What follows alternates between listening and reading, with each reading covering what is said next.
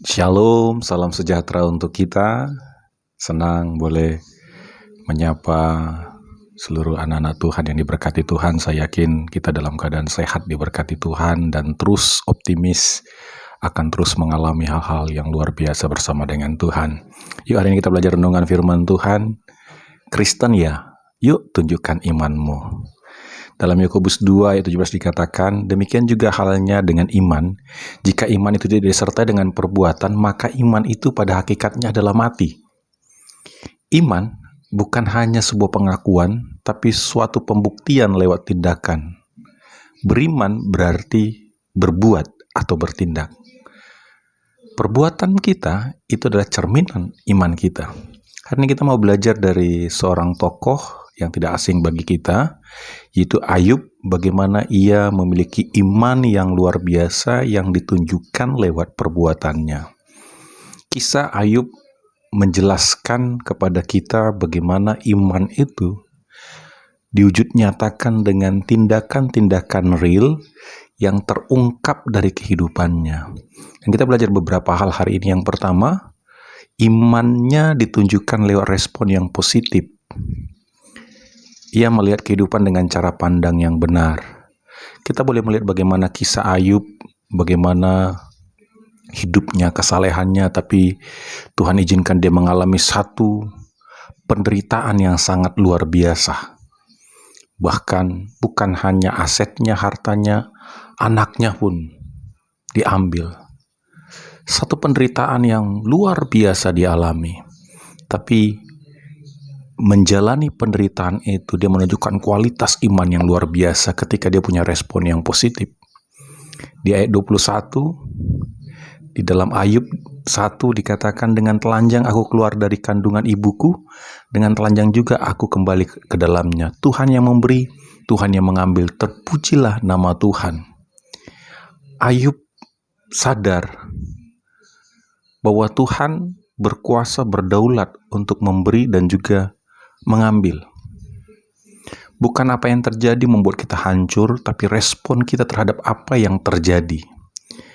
Jadilah orang yang bersikap positif terhadap apa yang terjadi dalam hidup kita seperti Ayub. Bukan kehendakku, tapi kehendak Tuhan. Kenapa kita kecewa? Karena kita merasa bahwa apa yang ada dalam kita adalah milik kita, padahal itu hanya anugerah Tuhan. Tuhan berhak mengatur segalanya. Seorang tokoh, Chuck Swindoll, menyebutkan bahwa dalam kehidupan ini 10% itu adalah apa yang kita alami, 90% bagaimana kita bereaksi, bersikap terhadap apa yang kita alami. Artinya, kehancuran itu bukan karena apa yang kita alami, tapi bagaimana kita berespon, bereaksi terhadap apa yang kita alami.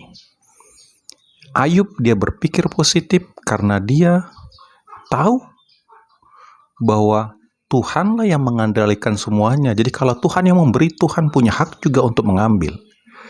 Dia melihat kehidupan dengan cara pandang yang benar. Itu yang pertama. Yang kedua, mengucap syukur dalam keadaan sulit. Adalah gampang dan sangat mudah kita bersyukur ketika semuanya berjalan seperti yang kita harapkan dan rencanakan. Adalah mudah untuk bersyukur ketika semua sepertinya dalam kendali kita. Semua berjalan dengan mulus, rencana-rencana kita, kerja kita, usaha kita, keluarga kita, pelayanan kita. Tetapi sangat sulit mengucap syukur di dalam keadaan yang sulit. Kemampuan kita untuk mengucap syukur itu merupakan satu bukti bahwa kita sadar bahwa Tuhan mengendalikan segala sesuatu yang terjadi dalam kehidupan kita. Tidak ada satu kejadian pun yang dibiarkan tanpa seizin dan kendali Tuhan. Jadi orang yang beriman itu ditunjukkan bagaimana dia mampu mengucap syukur dalam keadaan sulit karena dia percaya bahwa kehidupannya ada dalam kendali, intervensi daripada Tuhan. Sehingga ketika dia mampu mengucap syukur, itu adalah wujud nyata imannya. Bahwa dia sadar sesadar-sadarnya bahwa Tuhan pegang kendali kehidupannya. Dia menyadari bahwa semua adalah karena Tuhan. Ada suatu penelitian di Amerika yang dilakukan oleh seorang dokter. Dikatakan seperti ini. Menghitung berkat yang Anda terima dapat meningkatkan kesehatan jasmani. Para sukarelawan yang mencatat berkat setiap minggu lebih jarang mengeluh sakit dan tidak enak badan dibandingkan para sukarelawan yang hanya mencatat pertengkaran atau kejadian-kejadian biasa setiap hari. Artinya, kemampuan mengucap syukur itu pun berkorelasi dengan bagaimana kita hidup bahagia sebenarnya, hidup sehat sebenarnya, berkontribusi untuk kesehatan kita. Ketika Anda memikirkan segala sesuatu yang baik, bersyukurlah kepada Tuhan. Bagi orang Kristiani, mengucap syukur bukan sekedar peringatan, melainkan cara hidup.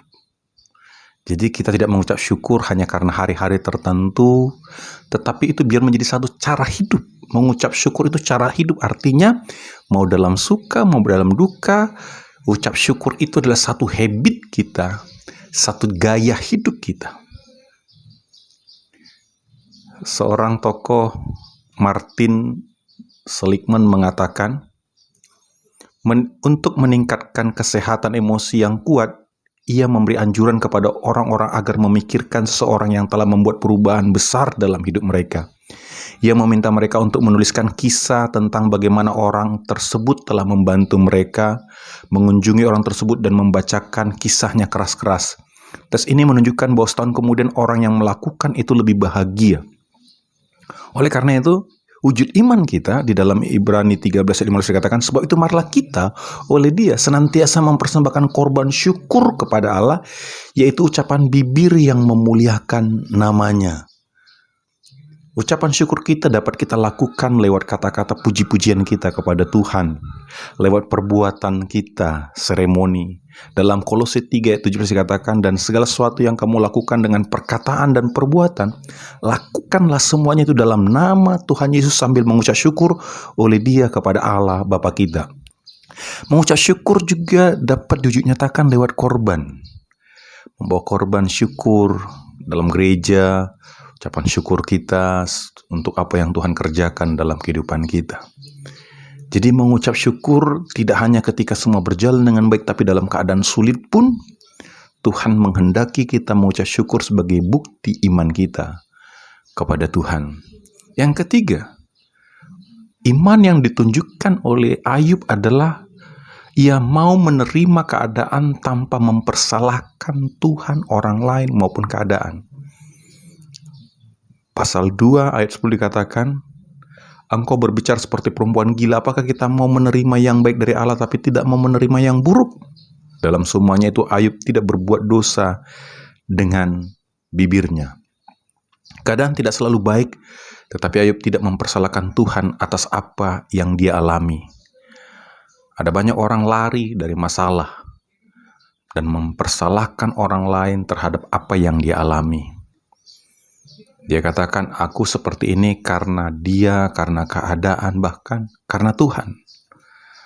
Terkadang orang-orang di sekitar kita menggoda kita untuk berdosa dan mempersalahkan Tuhan. Mereka mempertanyakan iman kita yang seringkali membuat kita mulai ragu. Tapi mari kita belajar mau menerima keadaan tanpa harus menyalahkan orang lain.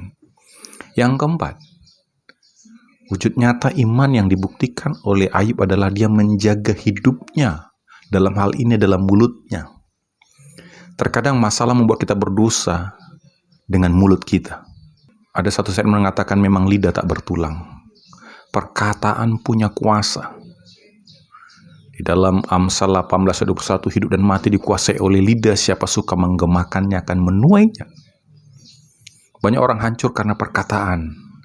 Mari kita kembangkan perkataan-perkataan di dalam kehidupan kita. Perkataan iman, perkataan yang membangun, perkataan pujian, bahkan perkataan Kristus, yaitu firman Allah yang kita ucapkan di dalam kehidupan kita.